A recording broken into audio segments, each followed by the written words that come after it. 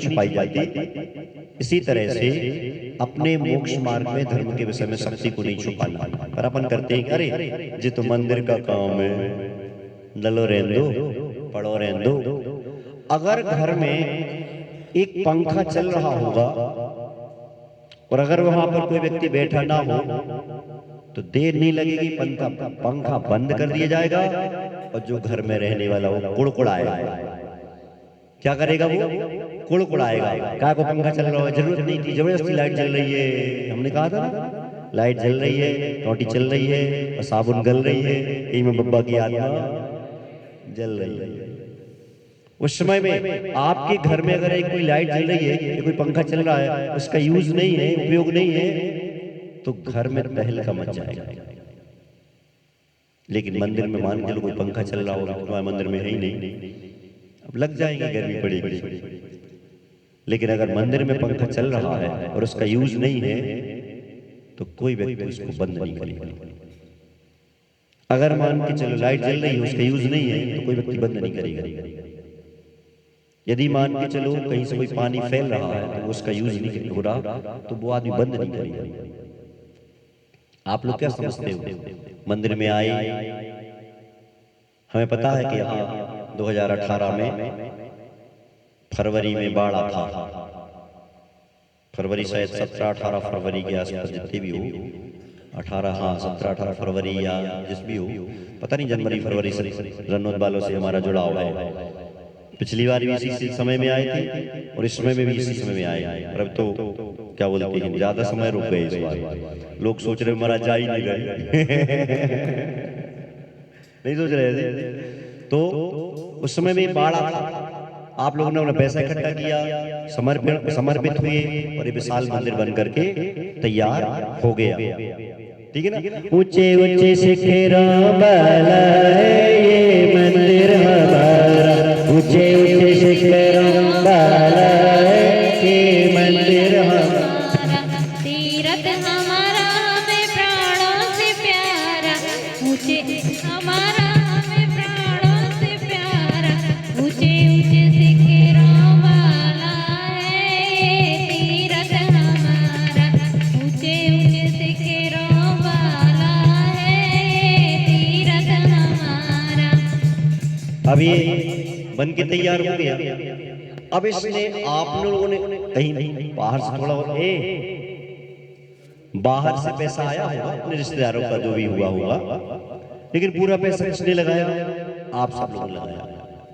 अब इस मंदिर में प्रवेश करोगे और लाइट जलेगी, चटाई पर आप बैठोगे तो सबका किराया भरना होगा। जी नहीं सोचना कि हमने दान दे दिया है तो ये हमारा है, नहीं, दान देते समय त्याग कर दिया। अब इसमें जैसे ही प्रवेश करोगे, चटाई पर बैठोगे, लाइट जलाओगे, माइक की आवाज सुनोगे, बर्तन का उपयोग, पानी का उपयोग, झाड़ू पोंछा जो भी यूज करोगे आप, उस सबका आपको पैसा भरना होगा। अभी कभी इतने वर्षों में तुमने एक रसीद कटवाई कि मंदिर की वस्तुओं का यूज करते हम 1100 रुपया की साल भर में एक रसीद कट गई? कटी? कभी नहीं कटी होगी। चटाइयां कहां से आई? मंदिर से खरीदी गई। आपने कभी उसका यूज नहीं किया? करते हैं। महाराज कल से हम फर्श पे बैठे, तो फर्श भी तो आया, कहां से आया? जितनी भी चीजें हम यूज करेंगे मंदिर की, दान आपका ही है। शांति धारा, अभिषेक, पूजन और भी आवश्यकता पड़ती है, सब में आप पैसा देते हैं, किंतु एक रसीद अवश्य कटवाना साल भर में, भले 500 रुपए की कटवाओ, भले 100 रुपए की कटवाओ, कि ये हमारा मंदिर की वस्तुओं का हमने यूज किया है, उपयोग किया है, उसके खर्चे के लिए ये मंदिर का हमारा पैसा है। कहीं भी जो जहां रहता है उससे जो हमें लगने वाले दोष हैं वो बच जाते हैं। तो श्रद्धा, भक्ति, शक्ति, विज्ञान या विवेक, क्षमा, थोड़ा सा अपन को क्षमामान बनना है, त्याग, और फिर अमात शरीर अर्थात ईर्ष्या का त्याग। ईर्ष्या नहीं करना।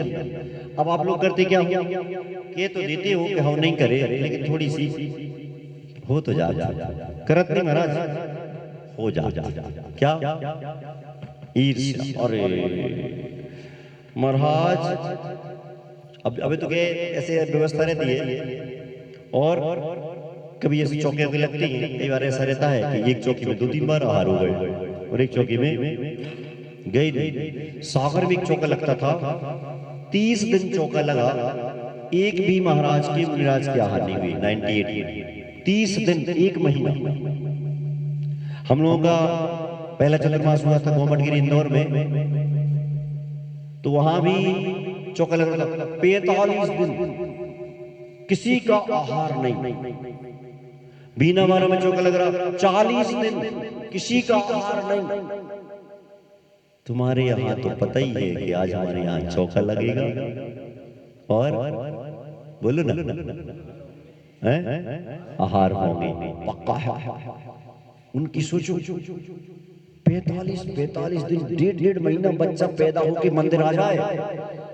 45 दिन में आता ना बच्चा पैदा होके मंदिर आ जाए, इस समय तक घर में कोई साधु के चरण नहीं पड़े। उनकी श्रद्धा, उनकी भक्ति सोचो कितनी भक्ति होगी। अपने यहाँ तो अगर मान के चलो ऐसे पड़गान में खड़े, यहाँ पड़गान हो जाए, वहां पड़गान हो जाए, अपने यहाँ पड़गान ना हो तो ऐसे कपड़ा उतारेंगे, ऐसे झटके में फेंक पागे, महाराज बहुत ही क्यों होगा ना ऐसे? बोलो लगेगा ना? नहीं लगेगा? अरे माता, जब अपन को जब इस परिस्थिति का सामना करेंगे तब आप समझ में कि हाँ वास्तव में, हाँ उस समय ऐसा लगता है भगवान कौन सी विडंबना हो गई, हमारे तो महाराज नहीं आए। और मान के चलो ऐसे में रक्षाबंधन, ऐसे में दीपावली, कोई ऐसा त्योहार और फिर सोचो उस समय में महाराज आए ना और पूरे मोहल्ला वालों के चौका में हो जाए। उस समय में आप अपनी श्रद्धा को संभाल के कैसे रखोगे? सारा कठिन समय चल रहा हो, उस समय में आप अपने आप को संभालें, बहुत बड़ी बात। एक बार अंतराय हुआ तो एक ब्रह्मचारिणी दीदी आई, उनका महाराज अंतराय में आप सोचते क्या हो? सोचना क्या है? भगवान से प्रार्थना करते हैं कि दिन भर का समय अच्छे से निकल जाए, हमें किसी के प्रति कोई खराब भाव न लाने पड़े। कई बार ऐसा होता है कि सामने सामने दिख रहा है, बाल है, और हम मना कर रहे भैया नहीं नहीं, अरे ना अच्छा ले लो ले लो ले लो ले लो। उस समय में मतलब जानबूझ के बाल रखा गया है, उसको दिखाई नहीं दे रहा, अपन को दिखाई दे रहा, अपन मना कर रहे हैं, उसके बाद भी उसने ले लिया। अब तो आपको बैठ नहीं। उस समय में क्या लगे? अरे यार नहीं कर लगेगा क्यों? सामने वाले ने देखा ही नहीं है यार, देख देते तो हमारा अंतराय बच जाता। लेकिन नहीं, ऐसे विचार ना आ पाए नेगेटिव कुछ भी कि हमारे यहाँ देखो उन्हें अंतराय करा दिया जबरदस्ती का। बस यही अपन को ये दोषारोपण किससे क्या करोगे? उस समय में शावक वैसे ही परेशान होता है बेचारा, जिसके यहाँ अंतराय हो जाए वो दुखी होता है। उस समय में आप उसको भी संभालो, अपने आप को भी संभालो। एक चौकी में हम गए, वहां भी ब्रह्मचारिणी दीदी थी, अंतराय हो गया। सुबह हमसे कहती है अंतराय के 3 फायदे। अब देखो एक तो अंतराय है, पेट में भोजन नहीं है, तो गाड़ी बहुत गर्म है, तो टाइम पे उपवास में इतना ज्यादा परेशानी नहीं होती जितनी अंतराय में होती है। क्योंकि अंतराय में पूरी मानसिकता बना के गए, भोजन करने को बैठे हैं, खड़े हैं, मतलब सब कुछ चल रहा हो, भोजन मिले नहीं, वो सामग्री भी सामने रखी हो। तो सामने वाली दीदी क्या कहती है? महाराज अंतराय के 3 फायदे। अब उस समय में इतनी गुस्सा आती है कि इनका केस लॉन्च कर दो। देखो कुछ कह नहीं सकते, कुछ बोल नहीं सकते, ठीक है, अपन कुछ नहीं बोले। क्या बोले? पहला फायदा तो कर्मों की निर्जरा बहुत होती है। दूसरा फायदा कि साधना हो जाती है। तीसरा फायदा जिनके यहाँ अंतराय हुआ है महाराज उनके यहाँ फिर से आहार करने चली जाती है। अपन कुछ बोले नहीं, बिल्कुल एक शब्द नहीं बोले। ऐसे में यहाँ तुम्हें जी कहना चाहिए महाराज, अब क्या बोलते भगवान से प्रार्थना कर रहे कि महाराज जी का दिन अच्छा निकले, तुम हमें फायदे गिना रहे, अंतराय में हालत खराब हो, तुम्हें फायदे कुछ नहीं बोले। फिर उसके बाद जेठ ही जनवरी फरवरी की बात थी, अब ऐसे में अपन क्या बोले यार, अपनी दुकान लुटी पिटी डली है, कौन को संभाल भी जो टाइम कुछ नहीं बोले। चतुर्मास हो गया, गर्मी निकल गई, ठंडी निकल गई, उसके बाद चतुर्मास हो गया। चतुर्मास में उन दीदी का चौका लगा। अब वो दीदी कैसी थी कि जैसे ही चौका लगता था हम पहले दूसरे दिन के आहार कराते थे, क्योंकि उनको बैठना है, आगे चर्चा करेंगे। इस बार मैं गया नहीं आहार करने, क्योंकि मुझे 3 फायदे चाहिए ही नहीं, मैं आहार करने नहीं गया। अब यार जिसके यहाँ पहले चौका लगे, पहले दूसरे दिन आहार हो जाए, उसके यहाँ पर आहार करने नहीं जाओ तो उसकी हालत क्या होगी? कुछ नहीं। एक आध महीने चतुर्मास का निकल गया, रक्षाबंधन के आसपास का समय आया, तो उनकी जो माँ थी वो आके कहती, महाराज हम लोगों से कुछ गलती हो गई क्या? उनकी नहीं। बोले आहार करने क्यों नहीं आए? हमने कहा 3 फायदे नहीं चाहिए। मैंने सीधा कहा कि मुझे 3 फायदे नहीं चाहिए। बोले मतलब?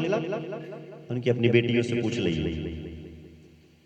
अब जैसे ये समय था लगभग 11 सवा 11 बजे आहार के बाद का, सुबह तुरंत गई, तो बेटियों से कहा होगा, बोले महाराज ऐसे कह रहे थे, सुनने भोजन नहीं करें सबसे पहले हमारे पास। तो हमने कहा अभी जाओ अच्छे से भोजन कर लो, दोपहर में 2:30 बजे 3:30 तक स्वाध्याय होगा, 3:30 बजे अपन बैठ के चर्चा करेंगे। 3:30 बजे आई। बोले महाराज क्या बात है? हमने कि हमने मम्मी से कुछ कहा ही नहीं। उनने कहा आहार नहीं हो रहा है, सुनने के 3 फायदे नहीं चाहिए। अब वो तो सामने वाला बोल के चुप हो गया, उसको तो याद ही नहीं हम क्या बोल गए, पर जिससे बोला गया उसकी हालत तो देखो, कुछ नहीं। अब वो बोले महाराज जी ऐसा कह रहे हैं आप? कि हाँ 3 फायदे नहीं चाहिए। 3 फायदे मतलब? अब सोचो। बोले आप बताओ। हमने कल बताएंगे, आज नहीं बताएंगे, कल बताएंगे। चले गए। अब कल फिर से आए, हमने कि नहीं मिले, याद ही नहीं। तो हमने कि मतलब क्या है? फिर उनको हमने याद दिलाया। हाँ, बोले कुंडलपुर में आपका आहार हुआ था और हमने आपसे कहा था कि अंतराय के 3 फायदे होते हैं। तो हमने कि दीदी हमें ये नहीं चाहिए।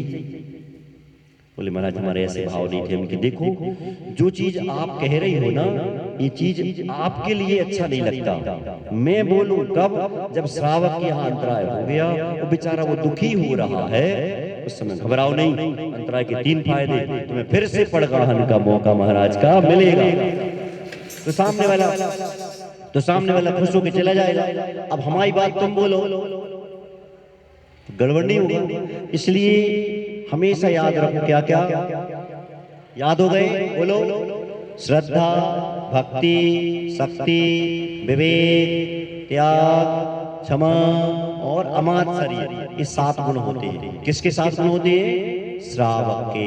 क्षमा करना माने गलतियां हो जाती हैं। कल एक लाइन आपको बोली थी, जिनको आप भूल नहीं सकते उन्हें क्षमा कर दो, और जिन्हें क्षमा नहीं कर सकते उन्हें भूल जाओ, क्योंकि वो आपके साथ नहीं रहने वाले हैं। फैसला आपको करना है। तो श्रावक के गुण सबको याद हो गए। अब थोड़े से अपन चर्चा करते। क्षमा पे तो कल हो गई थी थोड़ी सी, आज थोड़ी सी चर्चा करते हैं अपन लोग दान पर। दान क्या है? जो दिया जाए सो दान। हमारे जीवन में बिना दान की कोई व्यवस्थाएं नहीं चलती, कुछ भी नहीं चलेगा। हमारे बुजुर्गों ने अगर अपना जीवन हमें दान नहीं दिया होता तो हमारा जीवन प्रारंभ ही नहीं होता। हमारे बुजुर्ग से मतलब हमारे माता पिता। अगर माँ हमें गर्भ में रहने के लिए स्थान ना देती तो हमारा तो जीवन प्रारंभ ही नहीं हो पाता। माँ ने हमें गर्भ में रहने के लिए स्थान दिया। कितने महीने? 9 महीने। और 9 महीने माँ ने हमें रखा, और मंदिर आई, पूजन की, साधु को आहार वगैरह जो व्यवस्थाएं थी दिया किया। लेकिन जब जैसे पैदा हुए तो पैदा होते ही साथ हमने क्या किया? हम भी मंदिर नहीं आए, माँ को नहीं आने दिया 45 दिन तक, और 10 पीढ़ियां 10 दिनों तक निपटा दी। सोर नहीं लगती। सोर माने जन्म की अशुद्धि को सोर कहते हैं, और मृत्यु की अशुद्धि को कहते हैं सूतक। और बीच में कभी ऐसे समय में बच्चा गर्भपात हो जाता है तो उसको कहते हैं पातक। सूतक, पातक, सोर। तो ऐसे रहता है। अब बताइए सबसे बड़ा हमारे लिए जीवन में अगर दान देने वाला है कोई, तो वो होती है हमारी माँ। अब सोचो, विचार करो, जैसे ही पैदा होकर आए सो हमारी धरती माँ ने हमें अपनी गोदी में लिटाया, सुलाया, सहारा दिया। अगर धरती माँ नहीं देती तो क्या हमारा जीवन चल जाता? कहाँ सोचते तुम? हमारा चटाई पे सो जाए, चटाई भी कहाँ बिछी है? धरती पर बिछी है ना। तो सबसे पहला दान माँ का, फिर धरती माँ का। पहला दान माँ का, दूसरा धरती माँ। अगर धरती माँ हमें आश्रय ना देती तो हमारा जीवन नहीं चल पाता। कहाँ रखते पैर, कहाँ बैठते, कहाँ सोते, कहाँ उठते? तो पहला एहसान माँ का, दूसरा धरती माँ का। और माँ हमें दूध पिलाती है मात्र 1 वर्ष, लेकिन हमें जीवन भर दूध पिलाती है, वो है गौ माता अर्थात गाय माता।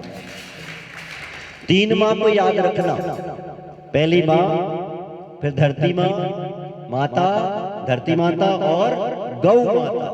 जीवन भर दूध पिलाती है वो, और अपनी माँ तो अपन को 1 वर्ष पिलाती है। कई बार तो ऐसा होता नहीं भी पिलाती, लेकिन हमें इनको याद रखना। माँ को, माँ का दिया गया दान, धरती माँ का और गौ माता। गौ माता, चलो ऐसा है, कई बार ऐसा हो जाएगा कि कोई लोग नहीं पीते दूध, ऐसे कुछ भी आजकल ढेर सारी व्यवस्थाएं हैं, उनसे काम चल जाएगा। लेकिन त्याग के बिना, दान के बिना हमारी व्यवस्था नहीं चलती। एक कथा प्रारंभ करते हैं, सुनना है कथा? पक्का? पक्का ना? चले। एक राजा था। राजा तो जानते कैसे कहते हैं? जी तो महाराजा हैं, जिन राजा हैं। राजा, राजा, किंग। बताइए किसे कहते राजा? अच्छा, जो राज चलाए सो राजा, रहता है तरोताजा, खाता है मलाई खाजा, दुश्मन का बजा दी बैंड में बाजा, वो कहलाता है राजा। एक राजा था, उसके यहाँ एक बहुत अच्छी परंपरा ये थी कि वो अपने राज्य में पूरे राज्य के कार्य का संचालन करता था, किंतु संध्या वेला में बैठता था और स्वाध्याय करता था। और स्वाध्याय में तरह तरह के प्रश्न निकालता था, तरह तरह की बातें करता था।